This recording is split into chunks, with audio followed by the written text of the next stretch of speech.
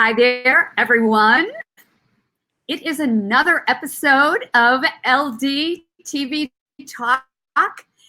There you see my special guest today, Renee Rogers. So we're going to get our interview going with Casey in a minute. I just wanted to start by saying I'm Lynn Dominic. This is LDTV Talk. We do this every Wednesday morning at 11 a.m. Eastern, and we do the replay on LDTV so at 8 p.m. on Wednesdays. So we hope you can stay for the entire Casey is all things health, nutrition, exercise, getting and doing the little things that can make huge difference in your life. So he's founder and the CEO of a company called Health on the Rocks. And at a live event where one of the speakers about a year and a half ago. And you will love Casey because she has incredible energy. She's a joy to be with. And when I started a list of people that I wanted to interview on my show, she was very high at the list. So because not only is she just a great person, she talks sense. And I think when you talk about diet and exercise and all those things, for a lot of us, you're talking a challenge, and some of the challenges are daunting. But Casey has figured out a way to make the whole process easy. And I think one of the elements that she brings into her business is the fact that you cannot beat yourself up if you just slip. We all slip. The key is how to get back on and how to slip less. Right, Casey? Absolutely. Oh man, nailed it on the nose. Yep. Yeah, it's not about, this is something that is good for you. So don't beat yourself. Follow Casey's methods in terms of how you get back on. So with that, I'm going to turn it over to Casey, tell you how she came to, and that's certainly one of the things that intrigued me. How do you name your business Health on the Rocks if you didn't have a backstory, that we all want to know about? So take us through how you came up with what it is and how we can benefit from your teaching and wisdom and insight. Yeah. Well, thank you so much for having me, Lynn. I think this is so cool what you're doing, and I really appreciate being included as part of it. So thank you, and props to you for making this thing a reality. So yeah, once again, my name is Casey Renee Rogers. I'll get a little bit into how I got into all of this, but just to give you a little context as to sort of exactly what I do, Lynn said a little bit about how I work, and again, right on the nose with that one. But basically, I'm a wellness and accountability coach. So I work with busy people, busy professionals, busy parents, and I help them get off what's called the healthy living roller coaster. Something akin to yo-yo dieting, what we used to call that kind of stuff back in, the 80s and 90s, but a little more all-encompassing of your well-being. So I focus on four main areas of physical and mental well-being: nutrition, fitness, lifestyle, and of course, accountability. So how I sort of got into all of this, it basically came out of hitting total personal rock bottom. So this was back in college. I was going to NYU, and I was actually studying musical theater at the time. And it was a really highly competitive program. I mean, in a lot of ways, I was living out my life dream. I wanted to go to New York and study musical theater, and I wanted to go to NYU so bad. And it happened, and it was so much pressure and so much competition. And I think I just let it get to me. over time. And so I ended up dropping out of the major because it was just too much for me to handle. And that led to a lot of other very bad life choices, sort of not having that life direction. So I started binge eating. I started smoking all the time, drinking my face off, hence, On the Rocks. I kind of like the name On the Rocks because it's on the rocks. On the Rocks. I mean, I love Health on the Rocks. Health on the Rocks, yeah.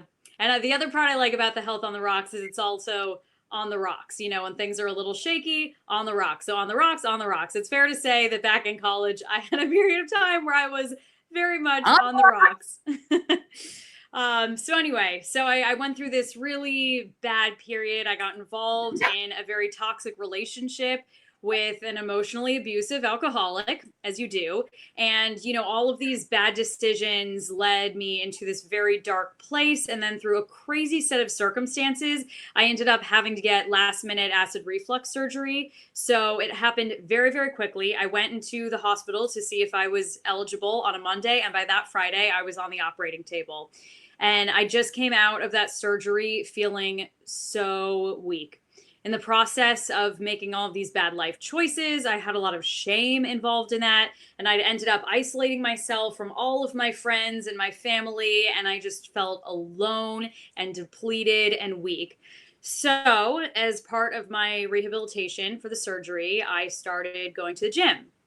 And weirdly, it just made me feel a little better. Kind of, I feel like I'm getting choked up just talking about all of this. But so I started going to the gym, and that made me feel a little bit better. And I didn't have a ton going on for me at that point in time. So I started going to the gym a little more often.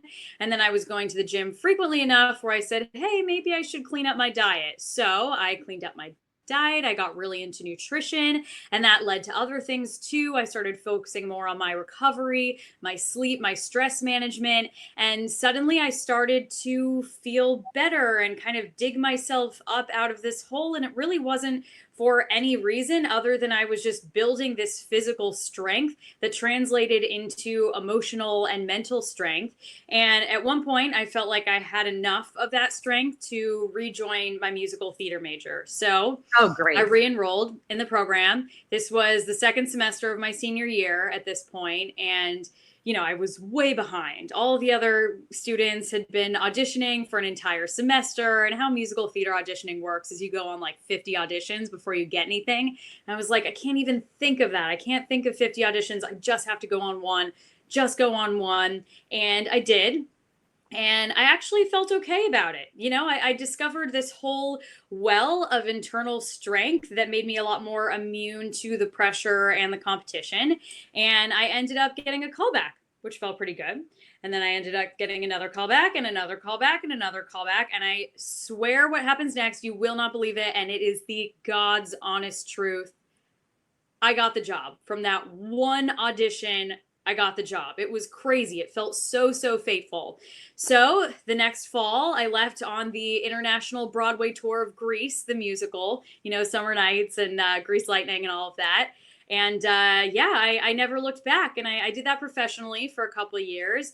And then I pretty quickly realized, I don't think performing is really my passion and my calling. I think this other thing is my passion, my calling. I just wanted to give that gift to as many people as I could, because discovering it felt revelatory. It felt like, oh my God, I've discovered the key to life. Like, why didn't anybody tell me? So I've really made that my life's purpose, to take what that is and just translate it into the bodies and spirits of as many people as I can. So that's how Health on the Rocks was born.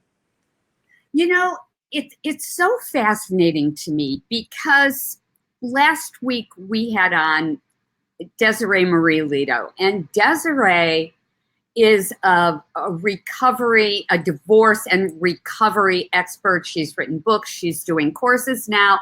And she talked about this rebirth after this trauma that she went through. And I think that, in what she was saying and in what you are saying, when you have that moment, that God, really tough make or break, and your energy shifts, something really positive comes out of it. She called it a rebirth, and it is like a rebirth. And for her, that trauma of being rejected in a marriage that was a total surprise, and for you having this situation where you're going to school, you're trying to compete. I mean, let's face it, every waiter and wait person in New York is, trying to be the next performer and make it in the business. And they're working so hard. They're working 3 or 4 jobs. They're going on auditions. It's very common. So, you hit that wall, but look what came out of it. A horrible churn of events, but one that led you to it. So if somebody's out there and they're feeling like they're hitting rock bottom, there is such beauty in the rebirth and that shifting of the energy. Just hang on. And Casey, talk a bit about the necessity of accountability and going through that with someone else. Yeah. Well, I think you speak to a very deep point, and that's the fact that you can't control what happens to you, right? We don't have that control over life. However, you can control how you react to it. And there is not a single thing that you can't grow from. And sometimes the hardest thing when, I work mostly with goal achievement, whether that's, physical or mental or emotional. I help coach people into the next phases of their life, into implementing these huge unwieldy goals. And again, no matter what happens, there is nothing that you can't grow from. So every experience, good or bad, that's something we don't have control over, but we always have that control over our life of, okay, well, how do we leverage this? How do we use this situation and allow it to propel us forward? What was your question again? I think I got a little tangential there. No. It was also about working with somebody on the accountability side. So not having to go through this by yourself. So, I talked to Desiree about that. She hit rock bottom. She's helping people now, but who helped her? So your circumstances, having the surgery, trying to get physically fit and well, helped you get through that. But was there also a person, or how do you, for your clients, make that connection that they need to connect with someone else to go through a process? Yeah. Well, I mean, everything's easier if you're not doing it alone, right? Yes. So I kind of have this goal implementation blueprint that I use with people. It's kind of just like a general framework of how you implement a goal. So in order to achieve any goal, basically what it takes to achieve any goal is a series of habits, right?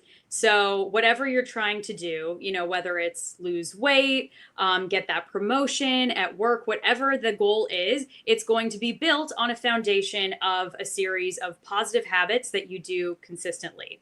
So what we're going for is habits. I don't want to get too sidetracked here, but just as a little side note, motivation and willpower aren't your friends. They don't work. I know that sounds crazy coming from a wellness and accountability coach, but willpower and motivation will always fail you. The only thing that reliably will get you to a goal is good habits. So habits are built on a foundation of consistency, which is built on a foundation of accountability. Thus, without accountability, you're likely never going to reach a goal. Most people cannot reach goals without any sort of accountability.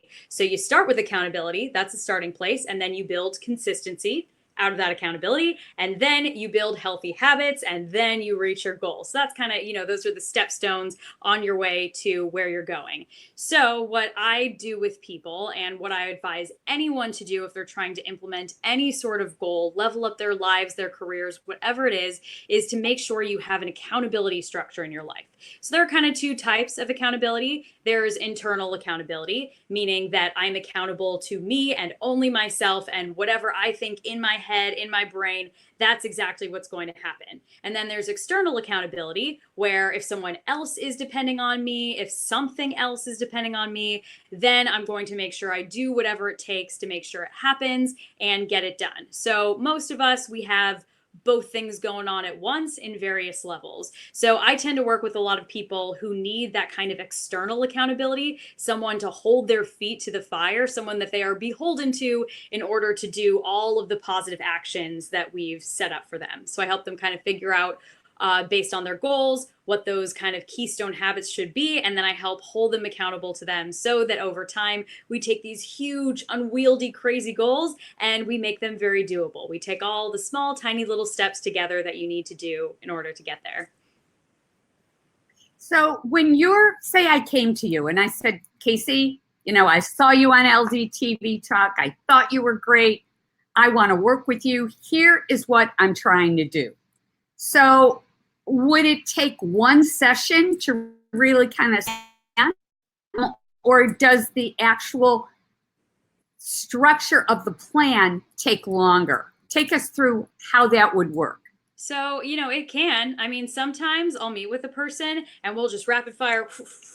And really what they need is a set of action steps and a goal plan. And then they're very internally accountable. And then they can just go forward from there and meet it. A lot of people, it's not quite that simple, but it's not to say that it can't be done. So usually what happens is we start by figuring out what your priorities are in life, what you want out of life. So you likely have a couple goals. Sometimes people come and they're very clear on just achieving one goal, but most people have a couple things that they want to balance out simultaneously. And that's really where the wellness piece comes in, because, you want to make sure that you're not too focused on one thing, that you have a very balanced, healthy life. So then we figure out, okay, this ideal, balanced, healthy life, let's break this down into those habits, those action steps that we need to create that are aligned with how you want to live your life and the type of person that you want to be. So from there, we set up an action plan, and then we break down the action plan into these really distinct steps and create those habits that start to compound over time so that this goal setting, this goal achievement process feels effortless. It's not disruptive to your life. It's not taking too much mental time or space. It's just slowly kind of seeping in to your being.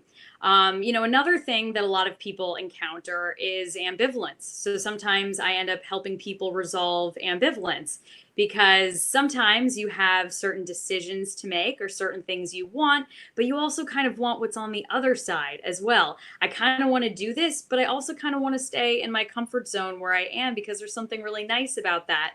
So a lot of what I do is kind of look at one situation from a lot of different angles and help people get very clear on, is this actually what I want? Are these actually the steps I want to take? Okay, now that I feel 100% clear that I know what's next and I've made the right decision and I don't have a couple doors still ajar behind me, now we can start to move forward. I know that's kind of esoteric and unspecific, but again, it's hard to tell exactly what I do with clients because it's so individualized per person. Yeah, I'm sure that it is. So in essence, are you their accountability partner, or outside of having that relationship with you, do they have another accountability partner that they work with? Yeah, so it's both things. So I'm definitely an accountability partner. I'm also a coach. So every time I work with someone, it's a very coactive process, meaning that I don't tell you what to do. This isn't a personal trainer or a teacher student relationship. We're on the same team and we're working together to figure out how you perform best, what works for you and your life. So I'm alongside my clients in this endeavor, whatever it may be. And also, if there is a lot of struggle around accountability and they really need that accountability structure in their life, then, we'll end up looping in either other people in their life or their kind of little tips and tricks that you can use to make sure that accountability is built into your routine. So if you need that external accountability, it's already there embedded in your schedule. So for example, I work with most of my clients in terms of moving more. So, I don't say exercise because it doesn't always mean exercise. It means moving more. So that could mean walking more, stretching more, being more active, getting out of the house more. It could mean something as intense as training for a marathon. It really depends on what's going to serve you and your goals. But so a lot of people, they want to exercise in the morning, but they're not necessarily morning people, or, they're just having a hard time getting into that morning routine. So some people don't mind. They can wake up at 5 a.m., they go to the gym, they feel great for the rest of the day. But if you struggle and you need that external accountability, that's when we start to talk about, okay, well, maybe we should sign you up for a class where you have to pay ahead of time so you are beholden to showing up. Or, oh, your friend's also training for a marathon? Great. You guys are going to be training buddies and you're meeting at 6:30 a.m. in Central Park every Tuesday and Thursday. That kind of thing. So again, it's an accountability partnership, but it's also setting up that structure so that people don't need to rely on me for the rest of life. Because, there are some coaches that might like to work that way because it's a constant income. Sure. But if I'm doing my job, people don't need me for too long. So how long is 6 months, a year? What is it? Is there a norm? Probably not.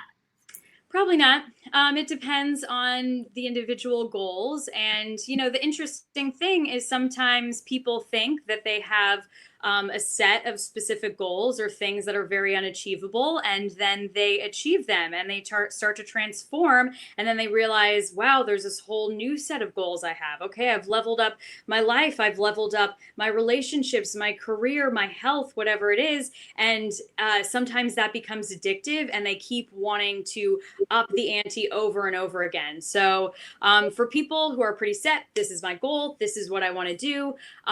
Usually that timeline takes about 3 months. For slightly harder goals, closer to 6 months. And then I also have some clients who I've been working with for 4 years who just kind of keep putting the bar up and up and up and start achieving these things. And, success is really addictive. So again, it all depends on the individual. Yeah.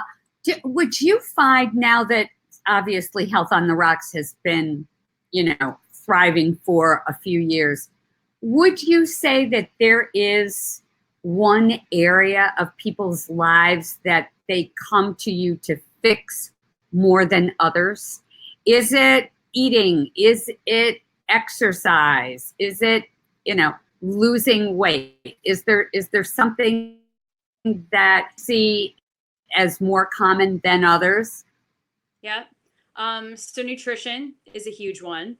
And I'm a nutrition coach rather than a nutritionist. So you go to a nutritionist and they tell you, here's your meal plan. This is what you do eat. This is what you don't eat. For some people, that's great. For other people, they know what it takes to be healthy. They know what they should be eating.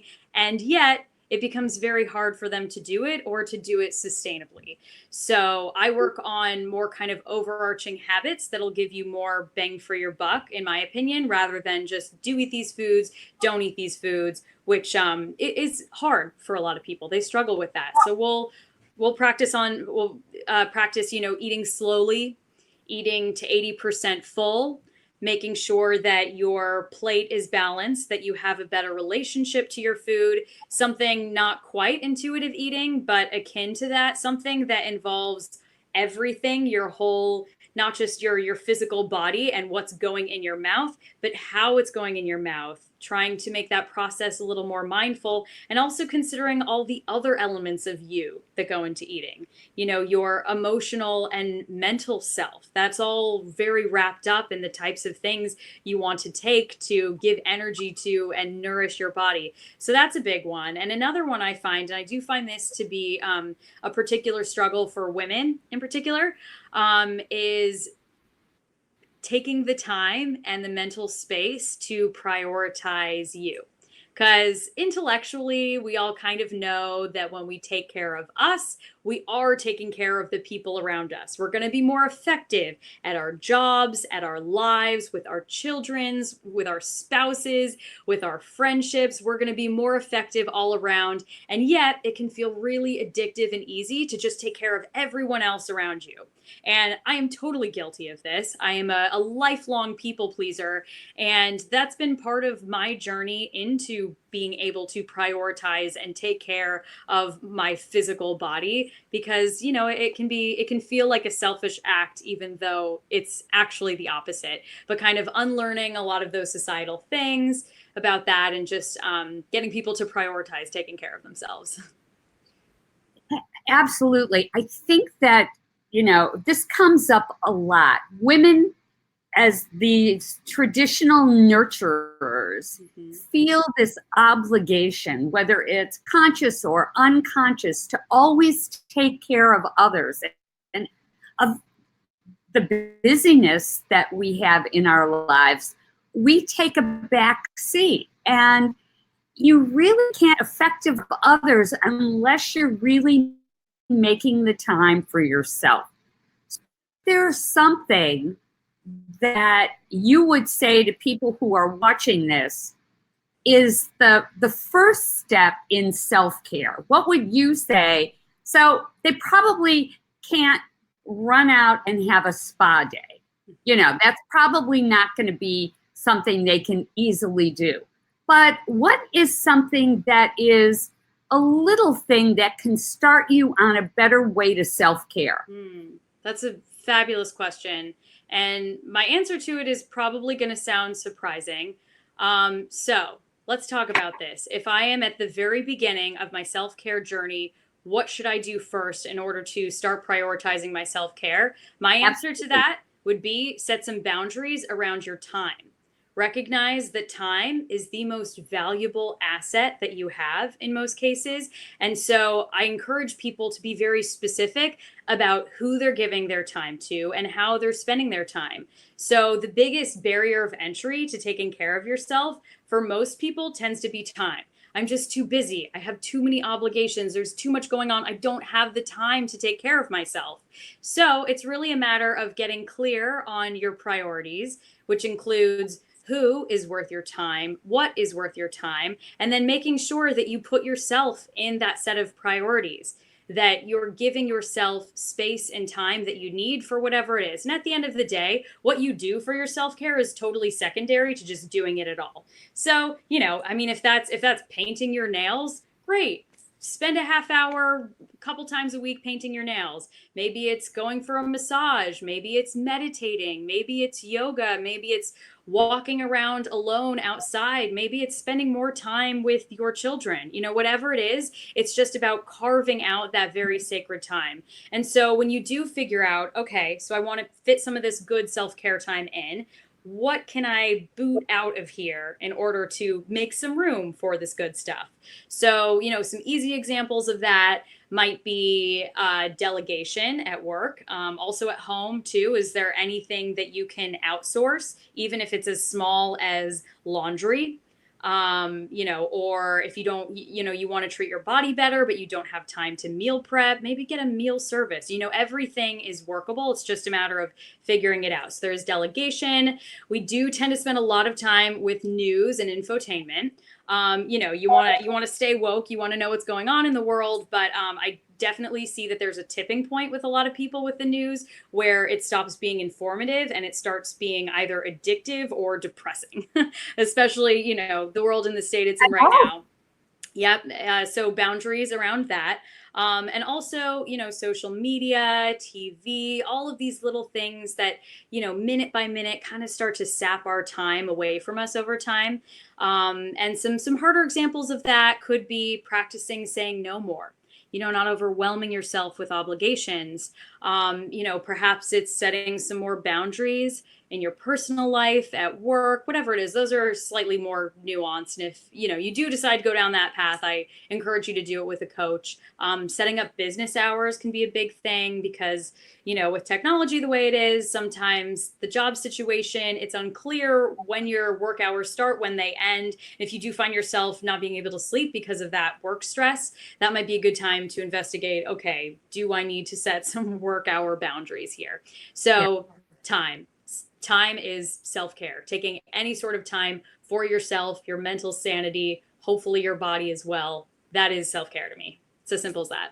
I love that. when you were going through your process, how did you find time? How, because obviously, you had hit the rocks. You were bouncing back. Did you make a to look at time in relation to how you needed to get well? I wish I could say yes, I did it perfectly and the process was flawless, but if I'm being honest, it absolutely was not. The reason I had so much time is because I had isolated myself from all friends and family, and thus I had no social life and no one really there. So all the free time I had was just me time, which is not how I would advise going about it. But at the time, it did serve its own purpose because I've always been a particularly extroverted person, to the point where, sometimes it becomes like extroversion addiction, and I always needed to be around other humans all the time. So it did force me into that more introverted reflective area, which has been my personal growth journey. So it served its purpose at the time, but I would not advise going about it that way. Well, it's fascinating to me, and I think it's something that, we could do a whole segment, just on the necessity for time and how you carve out some of this time you think you have none of, and how you make time and find the time and make delegation a priority. Because to me, I'm in a situation where there are many, many things I am ready to outsource. And it's frightening because it is that part you need to let go of, that control factor, and hand it off to somebody else. That's a scary part. So, oh yeah, yeah. But it can be so rewarding when you find somebody that you can trust. It makes your life so much better and more productive, so much more productive. And that's a growth opportunity right there for you. And I go through the exact same thing. It's a growth opportunity for me as well. But, sometimes when we try and delegate things, the ego's like, no, it can't run without me. Everything's going to fall to pieces unless I'm there doing every bit of it. And of course, we know that's not true. Right. Of course. It's true. Yeah, not true. But it's pushing us out of our comfort zones, which is never a bad thing. For sure. Yeah. So I want to talk a little bit about diets. They seem to be something that there's no escaping. And everybody from time to time wants to know, how can I manage my weight better? Is there this, and they're also looking for this miracle pill or this magic wand or something that is going to completely overnight change them. What you've just talked about for the last 50, the reverse of that. Small steps, goal setting, being mindful, all those things that are important. But if somebody said, Casey, I'm hearing a lot about paleo diet and I do like protein. Can you help me work out a meal plan that, I can stick to? What would you say to that? How would you address who with that particular goal? Yeah. So with keto or counting calories. Yep.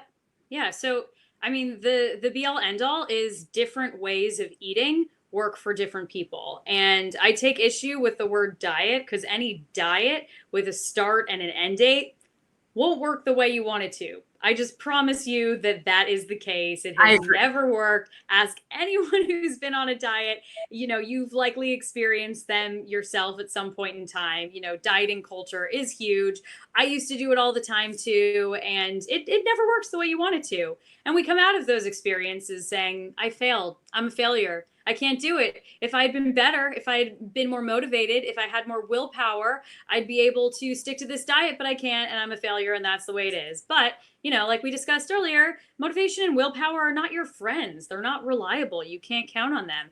The only thing that will allow you to continuously lose weight over time, maintain that weight, and also feel good and feel healthy and have your doctor be very pleased with your health is to stick to any sort of style of eating that you can do sustainably. So for some people, and again, a lot of times this takes a lot of personal experimentation. Some people thrive on the ketogenic diet and it makes them feel amazing. And their blood work comes back and it's beautiful and it's gorgeous and they love it. And that's great. And if you can do that for the rest of your life, by all means, do the ketogenic diet. I'd say it's probably very inappropriate for a large majority of the population. Most people will not feel good. They will not get healthier on it. And more importantly, they will not be able to stick to it. And getting on that healthy living roller coaster, it's actually very detrimental to your body and also your psychology. Because again, you come out of it feeling like a failure, and feeling like a failure makes you less likely to do good things with your life rather than more likely. So if you want a kind of guidepost for eating, these are the things that I've found to give you the absolute biggest bang for your buck. They're also the most sustainable things, and they're the things that you can actually stick to. So one is to get more whole foods into your diet. So fruits, vegetables, legumes, whole grains, things from nature, things from the ground. You'll notice I said get more of it into your diet, not eliminate everything that's processed. It's really Right. more about getting the good stuff in rather than getting every little bad thing out. So integrating more whole foods into your diet, like I said before, eating slowly and eating to 80% full. It's really that simple. That's it. If you do that for the rest of your life, you will be very, very healthy. You will be a great weight. It's literally not more complicated than that. So, all of these fancy, trendy diets, they come and they go. The ketogenic diet is very much having a moment right now. It's very similar to the Atkins diet, which had a moment, over a decade ago. I'm lucky. I'm not a huge carb lover. I like bread, but I don't have to have it. And so for me, kind of that modified keto Atkins really works well. But because sugar is so addictive, if you are this big carb craver, it's going to be problematic. So, I realize that, and it can't be for everybody. Right. And also too, totally excluding an entire macronutrient or food group or type of food, putting that pressure on yourself is really hard and kind of sets you up to want to rebel against it and to get really tired of it really quickly. Having those very clean black and white restrictions in your life, I find that they become detrimental over time. I like to think instead of everything being on a spectrum. So you have your green light foods, which you're always going to eat slowly into 80% full, and which make you feel really good and happy. And then there are your red light foods, which mean that, you can't not have sugar. You can't not have a piece of cake on your birthday. But just know if you've got an entire tin of cookies sitting in your pantry and you get very easily addicted to sugar, it's just worth noting that that's going to potentially cause issues for you and make your life harder rather than easier. So maybe you take out 5 cookies and you get rid of the rest of the tin. That kind of thing. It's all on a spectrum. Exactly. You share them with other people. You don't, give them away. Make other people feel good. I want to talk now about something that everybody seems to be talking about, and that's intermittent fasting. So what's your take on that? And what is intermittent fasting? I remember that the first time I heard about it, when I heard someone speak about aging and the fact that eating in all your calories for the day in a of hours was better overall for keeping brain health. So then I started to read it in conjunction with dementia. They were recommending intermittent fasting. Now, about it. Mhm. What it is, your take on that. Yeah. So there are a bunch of different ways to do intermittent fasting. The most common and popular and probably the easiest way is to just leave a larger window of time in which you don't eat. So people usually start that after dinner, and then they'll sleep through most of their fasting period, and then they'll fast a certain amount of the day, whether that means pushing back breakfast, skipping breakfast, only eating one meal a day, something like that. That's one way to do it. You can also, take 1 to 2 days a week where you give yourself a full 24 hours of no food. So, there are plenty of ways to skin a cat here. The thing that I think is worth noting is that anything that kind of sounds too good to be true in the wellness world is probably too good to be true. And I say that usually about supplements, which I'm not usually a huge fan of supplements unless you've got a very distinct vitamin deficiency. But that also goes for anything else.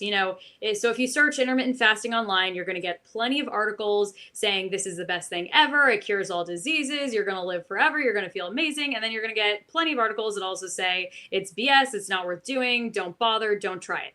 That tends to be true with most things in the wellness world. So again, it comes back to, okay, what works for me? And also, what can I do sustainably?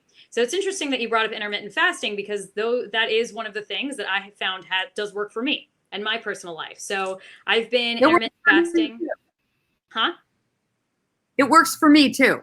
Great. Yeah. And I find that it works for a lot of people. And I've over the years had a couple clients ask me about it. They start to integrate it into their life, and then they very quickly adopt it. And now they're intermittent fasters just like me. And it's great. A lot of people doesn't work for at all. They get sleepy, their blood sugar is all over the place.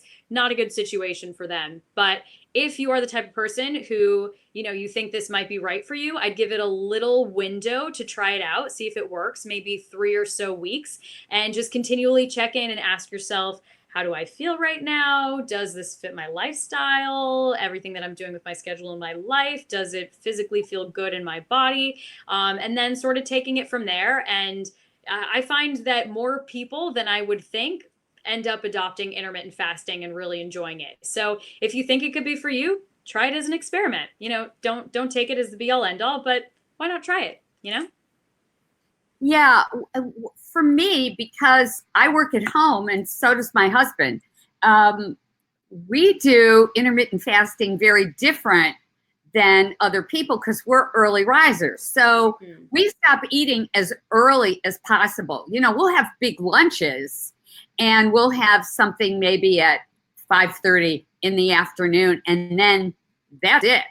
And then because I love breakfast and I love a morning routine, I can eat at 6 a.m.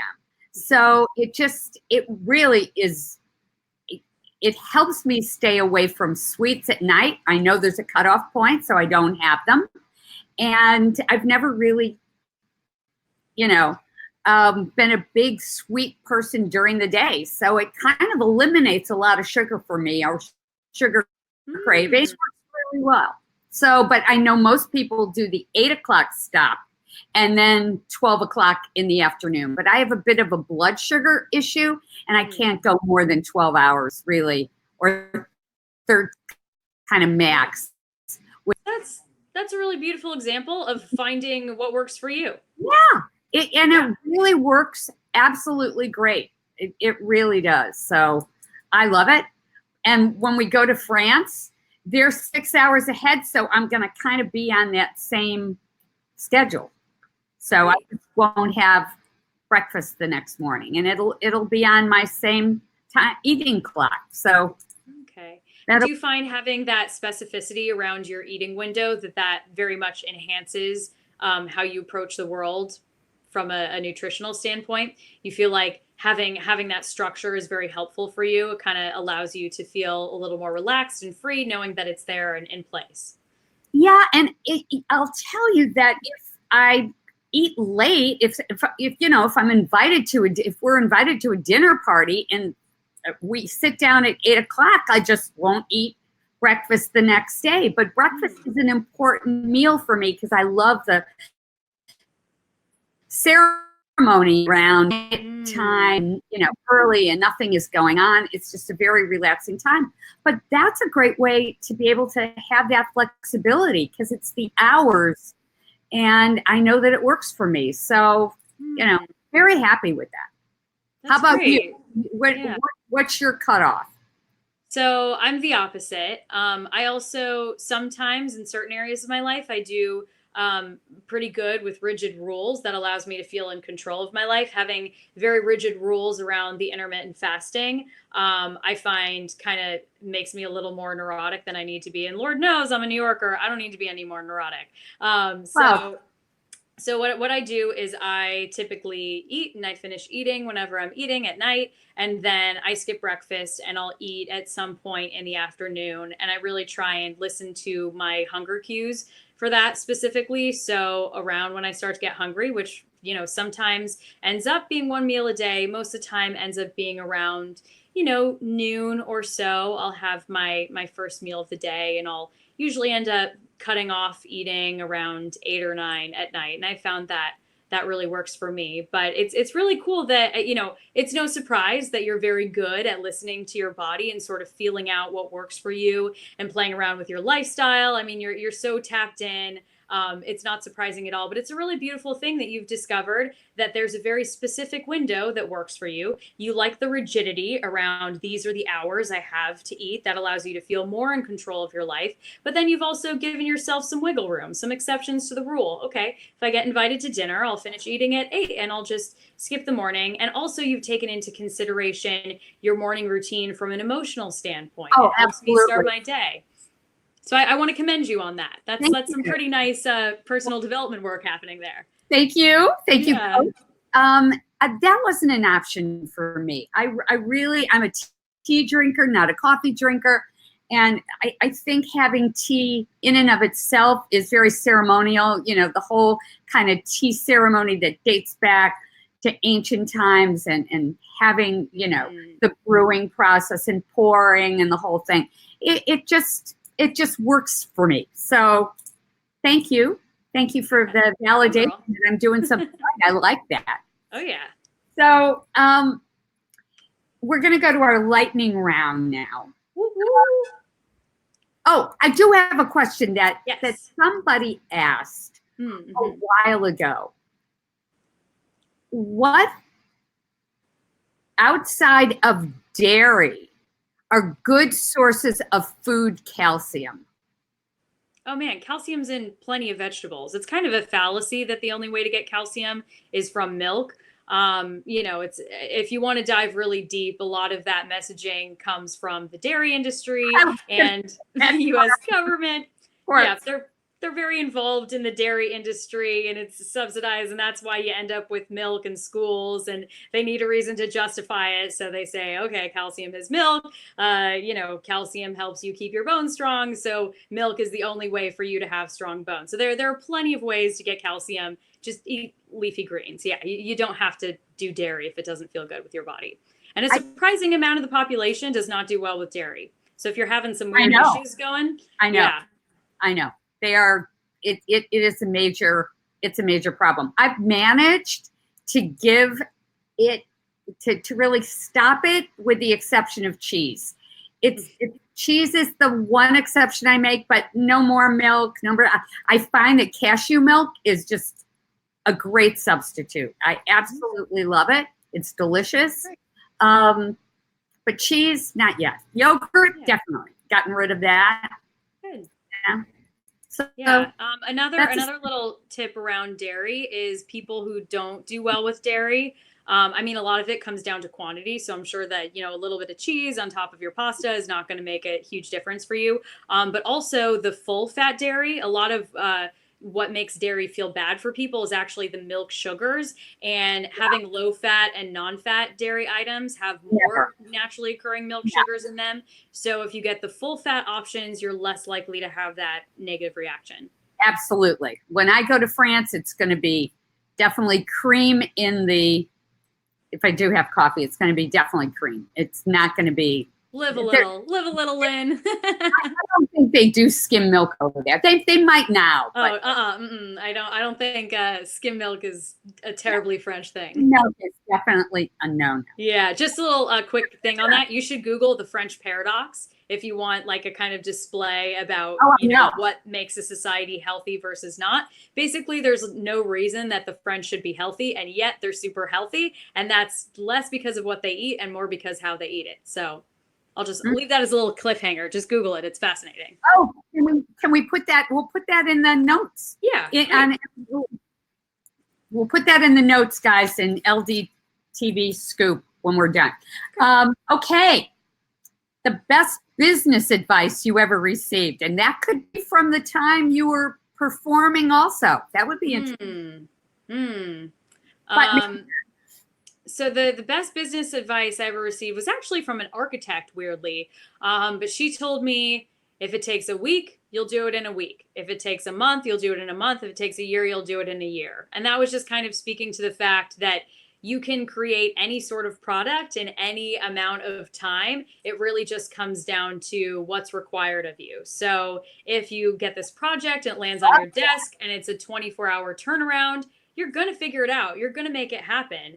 And, if you have a year, you're going to make it happen in that amount of time too. And I think what that kind of means to me and why I revisit that all the time is, not allowing the idea of something to allow you to procrastinate. So if you have a month to do this thing, pretend you have 24 hours to do it, and then you'll probably end up with the same quality of work that you would over the course of a month, potentially with just a little more editing or revisiting it. But, name of the game is really action, just doing it. Yeah, take that massive action. That's absolutely great. The best personal or overall advice you ever received. I like the last one. If you think that's, Yeah. Ooh, the best personal advice. You're recently married. Anybody give you advice about relationships? Yeah, we actually had people write down advice on cards and put them in this little jar. Oh, really? Advice to Mr. and Mrs.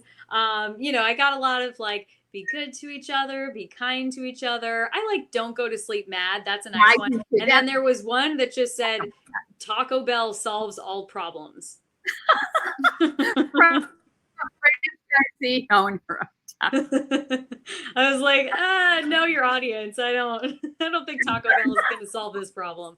No, that is hilarious. I think don't go to bed mad. It's a good one. It's a good for everybody, for parents and kids, for great advice. Yeah, you cannot. Life's too short for that. The best app, an app you can't live without. Okay, so this one's easy, except for the fact that it's not really an app. It's more just a button on the phone. So I'm not hugely into apps, but let me tell you, night mode and airplane mode have literally saved my New York City existence. The fact that I have a kill switch to all of my digital everything has been a game changer for me. And I work on this with a lot of clients. But seriously, at a certain point in the evening, every single night, I just switch my phone, I put it on airplane mode, and I don't turn it on until I'm emotionally and physically ready to be bombarded with the digital world. So that means emails, texts, news, all of it. I understand that a lot of people can't do that every single night, but night mode supplies a lot of the same benefits there. Good for you. That's game changer. Good.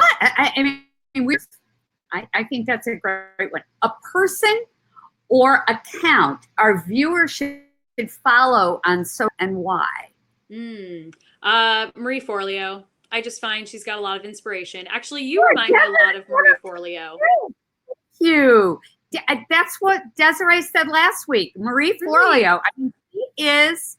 Were you a B schooler? Did you I was not a B schooler, but I very much believe that everything is figure outable. So yeah.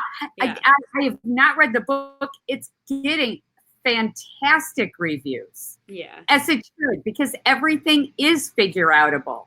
Come on. Yeah, I think that's great. Okay, guys. I'll just copy that link one more time, put it up. Marie Forleo. We are Marie fans over here.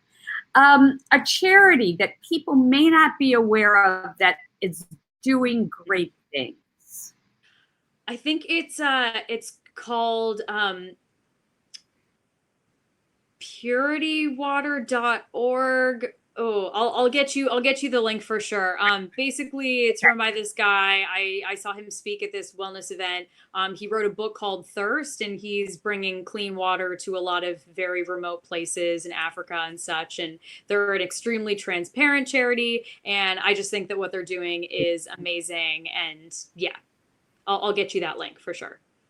You know, I think that for us here in the United States, unless you live in Flint, Michigan, you're just, yeah, but you're not aware of the fact that there is a huge water crisis in the world. I mean, there are places where people literally do not have water to drink. And anytime there is that energy put behind getting villages the water that they need, I'm all for it. It is crazy that, you know, like we so quickly forget that it is like a true miracle of modern life that we can just switch on a faucet and get endless amounts of clean water. I mean, it's like a miracle, really. It is. I'm so glad you brought that up. I think it's really important. So a book or a video or a TED Talk or something that really made a difference in your life. And it could be a Broadway show. It could be anything that somebody like you as a performer had that was a terrific source in your life. So this is not related to performance at all, but Deep Work by Cal Newport, I think is really, really incredible. His whole kind of thesis is that multitasking and the way we work both personally and on an institutional level is actually very unproductive. And if we're able to devote periods of time each day to what he calls deep work, which is just focus, completely undistracted time that is just you and the work and nothing else, that you'll be much, much more productive. And reading that book really did change how I worked personally. It changed, tactics I was using with my clients. And I just think it's an incredible read. So Deep Work by Cal Newport. So we'll put that in the links, guys. So you can find all the links to everything Casey talked about in LDtvTalk Scoop. I know, Casey, you have to run. This was a great hour. It was fantastic. If you need to go, that's fine. I just need to finish up with a few things on my end. Thank you so much. Thank you so much, Lynn. You are a goddess. No, not a goddess, but thank you. I'll take the compliment. It's a wonderful compliment. Thank you. Yeah, take it. My journey, I've met incredible women, and my whole purpose is to get their stories out there. So we're going to change the world one way or another, Casey. Yes, we will. Absolutely. All right, I got to sign off. I'm running to go teach cooking class right now. But have a fabulous rest of your day, and thank you again. I think this is so incredible what you're doing. Oh, thank you. Share it, and maybe you'll watch the replay tonight. Definitely. All right, love. Take care. Lynn. Bye. Okay, bye. So, love Casey. She's great. I think she really basically had some amazing advice for us. So if you get a chance and you miss some of it, go back, watch the replay, 8 p.m. tonight, LDtvTalk. So what I do as we wind down is really kind of a few things that are housekeeping things. So the first thing is, you'll see I've got right there, text tell me, #talk to 866-320-6011 to win. And every week we give away one of our Good Living is Glam smudge sticks. So all organic, gorgeous sage with lavender and rose petals that you can use to smudge and clear your energy. We're all about energy clearing and positive vibes. So all you need to do is text that or leave something in the comments. And for information from today's episode, go to LDtvTalk Scoop, where we'll have all the links. And then we'll also do replays during the week.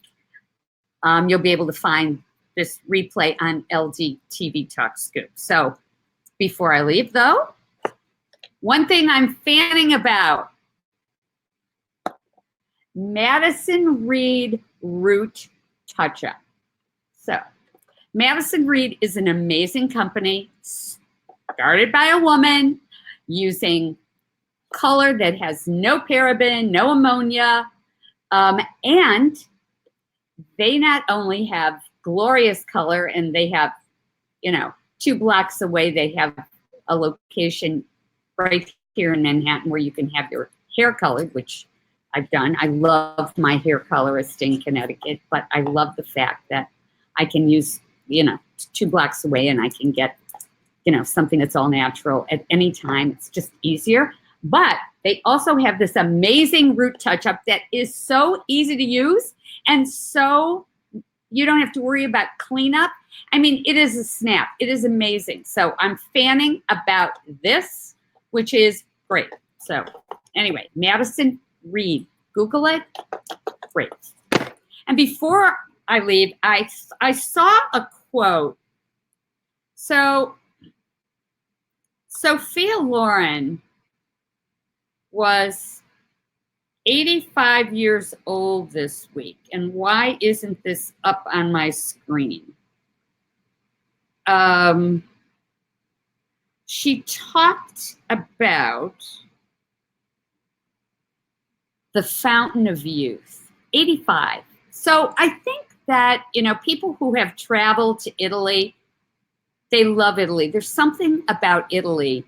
It's not only a gorgeous place with wonderful food. The people in Italy are quite unique, especially Southern Italy. They're wonderfully warm and giving, and they have an enjoyment of life and the bounty of life in their food and the sun and walking and everything else. So I like this quote from Sophia. There is a fountain of youth. It is your mind, your talents, the creativity you bring to your life and the lives of people you love. When you learn to tap this source, you will have truly defeated age. So I'm going to also put that in LDtvTalk Scoop because I think it's an amazing quote. It's about the ability to really have that creativity and tapping into a source. And it doesn't mean being a performer or being an artist. It just means that we all have great resources within ourselves, and when we tap into those and share that with others, it's really how we become ageless. That's what she was saying right there. So thank you very much again for being here. I love the fact that we have this great program and great audience and great opportunity to share the stories of people like Casey. Next week, my very special guest is Jennifer Witter. Jennifer is the CEO and founder of a public relations firm called the Borland Group. She is a friend. She is a wonderful public speaker. She does regular speaking opportunities around the state. She's spoken at the Pentagon. She's often at the 92nd Street Y. She is going to join us and talk about the things that women need to know about how the little things they can do make big impressions in the workplace and in the public space. So anyway, you'll want to find out more about Jennifer, and we'll have a little bit of bio about her in LDtvTalk Scoop as well. So thank you all for being here, and I hope you're here next week. All right, take care.